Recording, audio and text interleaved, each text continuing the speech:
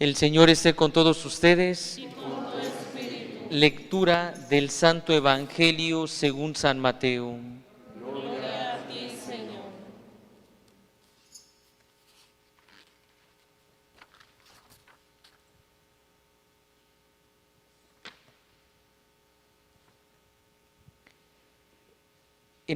En aquel tiempo Jesús propuso esta parábola a la muchedumbre.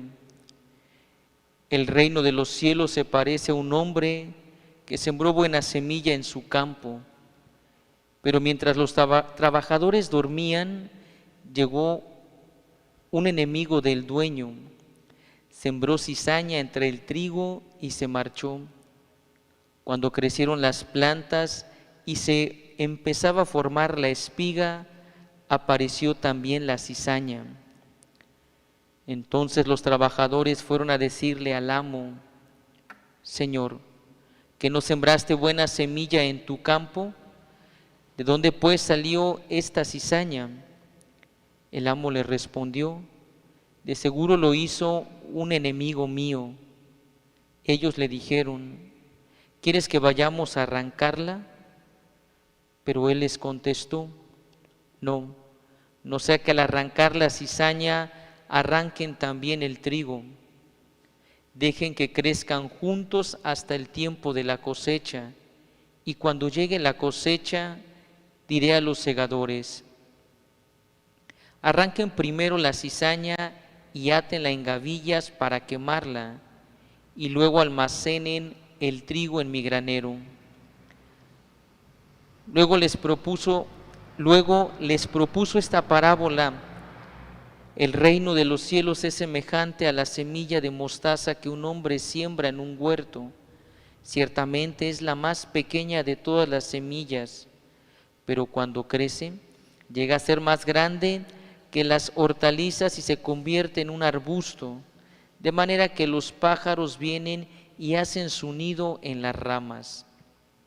Les dijo también otra parábola: el reino de los cielos se parece un poco de levadura que tomó una mujer y la mezcló con 3 medidas de harina, y toda la masa acabó por fermentar.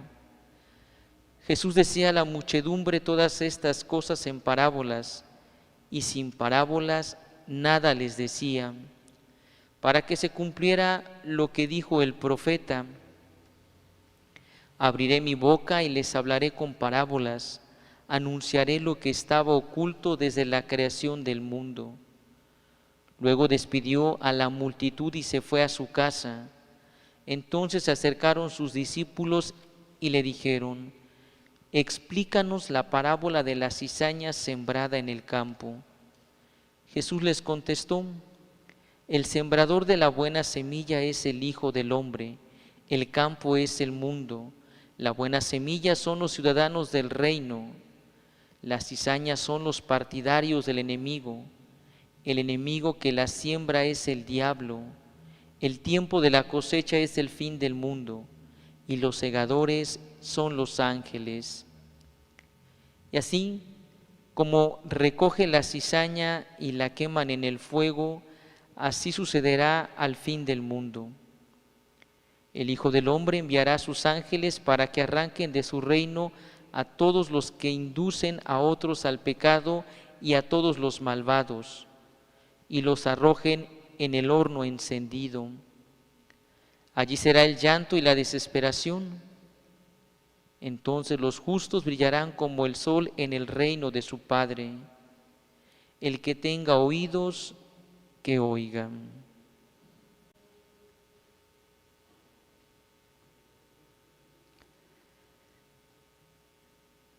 Palabra del Señor. Gloria a ti, Señor Jesús. Por la lectura de este Santo Evangelio, Sean perdonados nuestros pecados.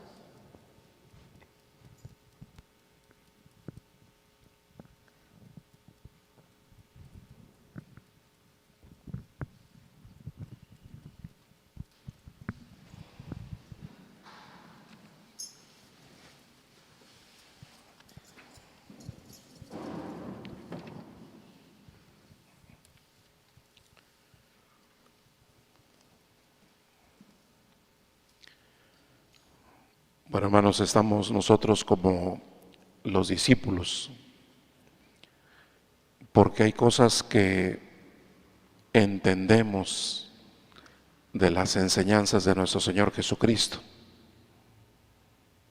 pero hay otras cosas, hermanos, que no entendemos, y por eso como los discípulos le tenemos que preguntar al Señor.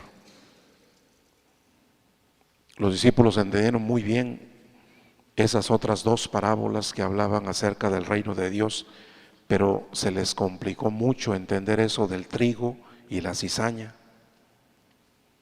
Por eso ya en privado le pidieron a Jesucristo que les explicara el significado de esta parábola. Y puede ser que así estemos nosotros porque pues ahora abunda mucho el mal. Se nos complica muchísimo la experiencia del mal.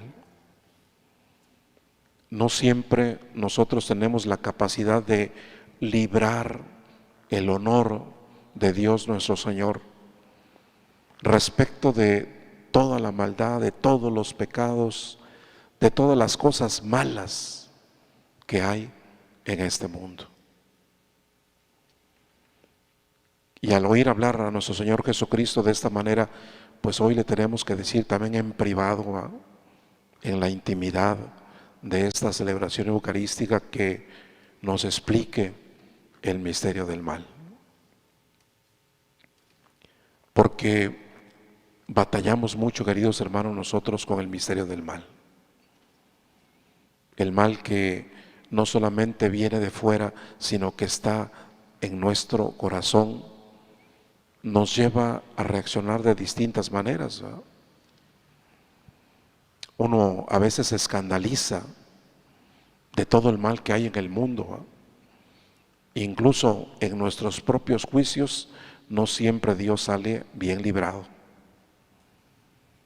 porque uno se pone a pensar, sobre todo cuando tambalea la fe, ¿verdad? Uno se pone a pensar ¿dónde está Dios? ¿Verdad? Ante el sufrimiento de los niños, ¿verdad? Ante los asesinatos, ante la pobreza, ante esta pandemia, ante tantas manifestaciones del mal que hay en el mundo, uno se pone a pensar, ¿dónde está Dios? ¿Verdad? Y puede ser que incluso en la vida de los creyentes no siempre Dios salga bien librado de esos cuestionamientos que hacemos, ¿verdad?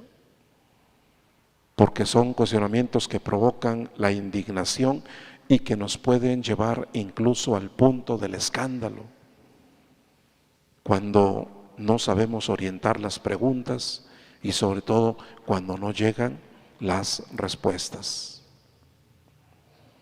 Se nos atraganta muchísimo el misterio del mal porque nos parte el corazón ver tantas manifestaciones del mal allá afuera. No solamente es complicado porque el mal también llega a nuestra vida, sino porque también nos causa mucho sufrimiento ver el mal que llega a la vida de tantas personas. Y frente a esos cuestionamientos, queridos hermanos, pues la palabra de Dios hoy nos ofrece una respuesta, ¿verdad? Es, podríamos decirlo así, un misterio, ¿verdad? Porque podemos entender algo. Y sobre todo le podemos pedir al Señor la luz y la gracia para penetrar en el significado de un misterio que está presente en la vida de los hombres. Pero Dios nuestro Señor, hermanos, ahora nos ofrece una palabra, no tanto en una teoría, ¿verdad? Nos ofrece una palabra no tanto para explicar por medio de una especulación las cosas, sino más bien para decirnos que frente al misterio del mal, nosotros tenemos que aprender a ser pacientes. ¿Cuál es la respuesta de Dios ante el misterio del mal? La paciencia.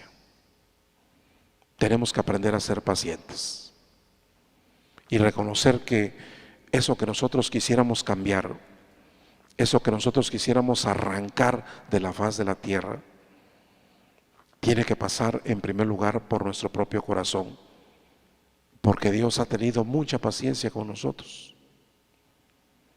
Y bastaría que uno se ponga a pensar, bueno, ¿cuánto tiempo Dios se ha tardado conmigo? ¿Cuánto tiempo pasó en mi vida para que yo volteara a ver a Dios? ¿Cuánto tiempo yo anduve viviendo en el error y en la injusticia? ¿Cuánto tiempo yo he vivido en la mentira? ¿Cuánto tiempo no me fijé y no valoré para nada la presencia de Dios en mi vida? Y en esos años y en esas situaciones y en todo ese tiempo, Dios me tuvo mucha paciencia. Cuando no crecía el trigo en mi corazón, sino cuando se veía más bien la cizaña en mi alma, Dios tuvo mucha paciencia conmigo. Dios esperó un momento como este, en el que me acordara de Él, en el que renunciara yo al camino del mal y me pusiera en el camino del bien. Dios no responde con una teoría, sino que responde invitándonos a revisar nuestra propia historia, para darnos cuenta que esa extraordinaria paciencia que Dios ha tenido con nosotros es la que a nosotros también nos toca aplicar allá afuera, y especialmente en la vida de los demás. Uno ve tanta gente violenta, ¿va? Uno ve gente desalmada, y nosotros no tenemos que renunciar, hermanos, a pensar en el cambio de esas personas. Como Dios nunca se resignó a perdernos, porque siempre tiene la esperanza en el cambio de todos sus hijos. ¿Cómo enfrentar, por lo tanto, el misterio del mal que se manifiesta de muchas maneras? ¿Cómo enfrentar el misterio del mal que también está presente en la vida de muchas personas, incluso de las personas más cercanas a nuestra vida? Recordando, hermanos, que Dios ha sido muy paciente con todos. Dios ha sido muy paciente con cada uno de nosotros. Y en el momento en el que hemos sido más obstinados y en el momento en el que hemos estado más perdidos, Dios no se ha desesperado con nosotros. Nunca nos ha apartado su gracia. Siempre el Señor pensó en un encuentro como este, en un regreso como este, en una vida como esta que ahora nosotros intentamos llevar para que se vea más el trigo que la cizaña que se veía en otro tiempo de nuestra vida.